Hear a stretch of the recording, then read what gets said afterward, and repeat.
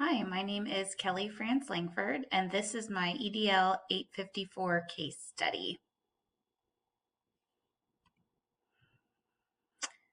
So let's begin with the facts for this situation. Briardale Elementary is required to raise funds for the supplementary curriculum programs.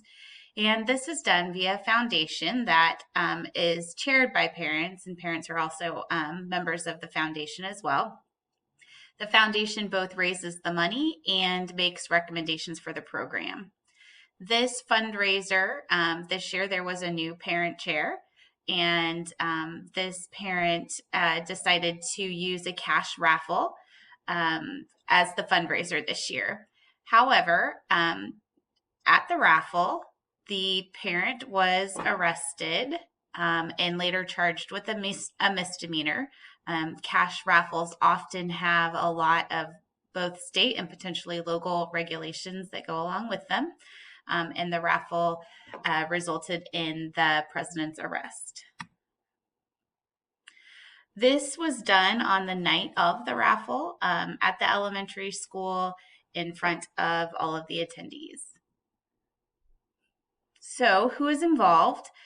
We have, of course, the students and the staff that might not have the opportunity to engage in those curriculum opportunities, impacting their current and future successes. We have parents who are impacted both by their students' loss of opportunity, but also could have lost out on money with raffle tickets. The principal, of course, who would need to develop a new resourcing plan, repair the school and the foundation's image to the community, and handle any legal and ethical ramifications from the illegal raffle. The Board of Education and Superintendent would also be impacted. They would need to evaluate the role of the foundation in raising money for supplementary curriculum programs. And then the community members are also impacted, both in that they might form a negative opinion of the school and the district and be less likely to support fundraising initiatives in the future.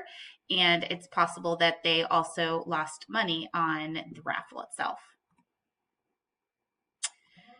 So we do have both legal and ethical issues to consider with this case. First, most states and local governments have laws regulating cash raffles, and the violation has occurred. The president was convicted of a misdemeanor. The district and their school could be negligent. If the principal was aware of this, if the principal signed off on this venture. So certainly, as principal, if I were principal, I would need to consult with the school's legal team. Again, the principal could be liable depending on the principal's role in the foundation. So the other piece of it is that with the loss of money, it's possible that the insurance, that there's insurance that would cover the losses of the foundation. And so that would need to be explored to see if that's a possibility. And then there's the question of what to do with the funds that were raised. And again, the principal would need to work with the legal teams to figure that piece out. The ethical considerations, the relationship between the school and the foundation needs to be reviewed. The foundation is a separate entity, and therefore the principal does not have direct authority to review the foundation's processes.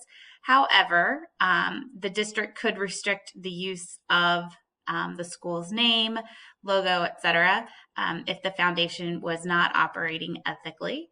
Oftentimes that's done in the form of a partnership where a school district employee, typically or preferably a member of the administrative staff, also is a member of the foundation board. And so there is some oversight and guidance in that role. In addition to that, again, the principal in the school does not directly oversee the foundation, but should strongly encourage that the board conduct an internal audit to determine if there are any other potential legal concerns from this raffle.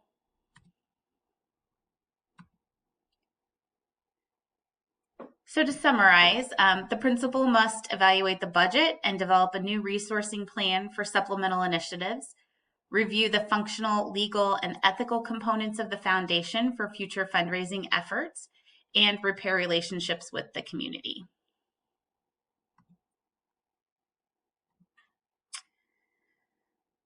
Just to take another look at any other additional relevant information, we know that the school has 600 students from kindergarten through 5th grade. We know that there is a very dedicated teaching staff who oftentimes spend their entire career at the school. There are supportive parents, including one parent that chairs the school's foundation. The foundation this year had a new president who was highly motivated to increase the amount of money raised. And then also we know we have community members involved. Briardale is one of 6 elementary schools in the district, and there's a very diverse community. Briardale also hosts events for both the district and the community.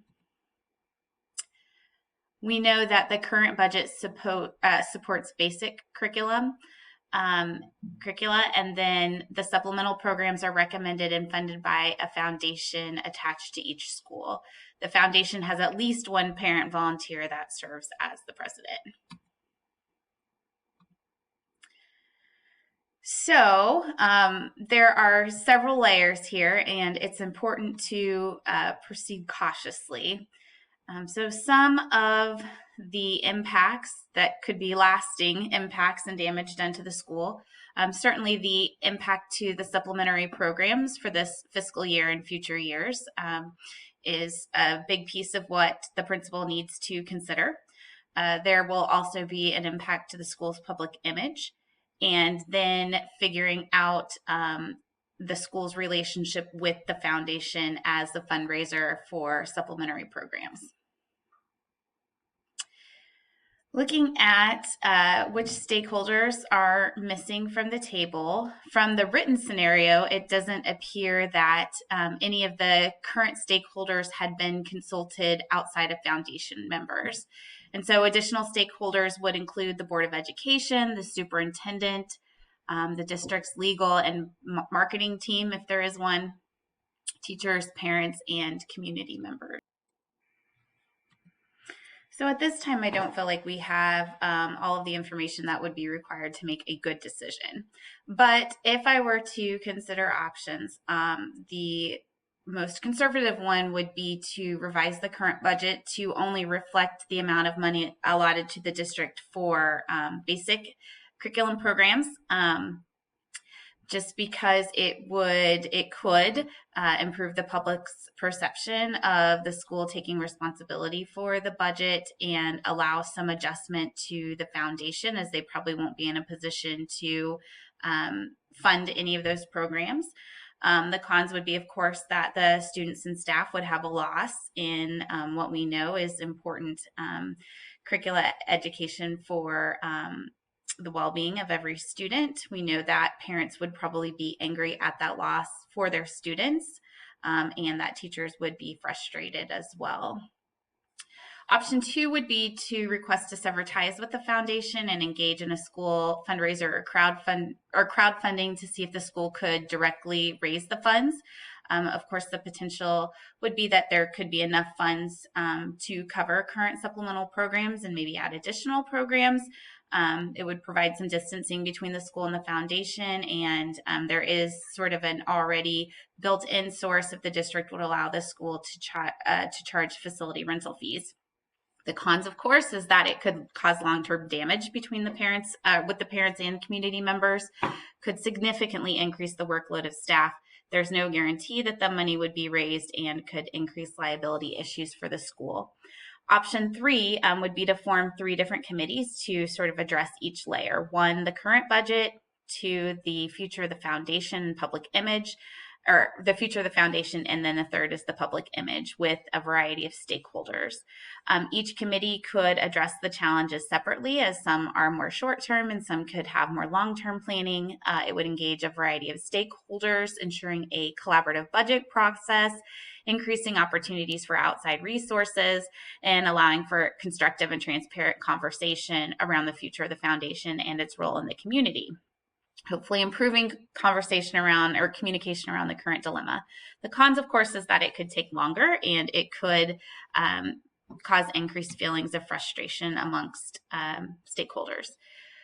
But I probably would make that decision in forming those 3 committees as a way to address the current situation.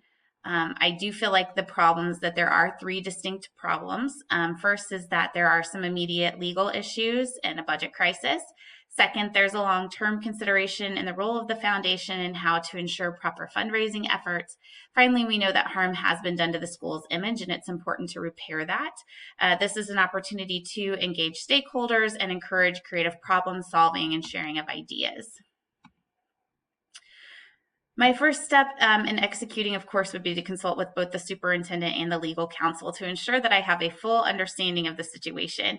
The second step would be to craft a message to both parents and community members that shares the facts of the situation and then the plan for correction. This, of course, would be in consultation with the appropriate district personnel. Then I would create proposed objectives and timelines for each of those committees with a directive to consider to make data informed and equitable decisions. And then finally, I would publish those proposed committees and either accept or possibly recruit stakeholders to participate. The concerns with this plan is that it could take a long time for a committee to make a recommendation, and this is particularly true with the budget, which could have a more immediate need to be solved. If this happens as principal, I would need to develop a contingency plan if necessary.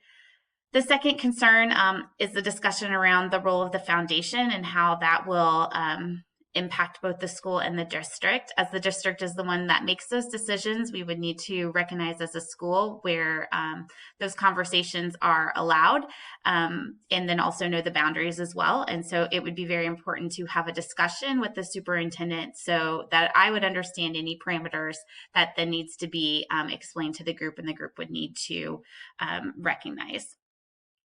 Finally, it would be important to ensure that committees are considering equity when looking at solutions.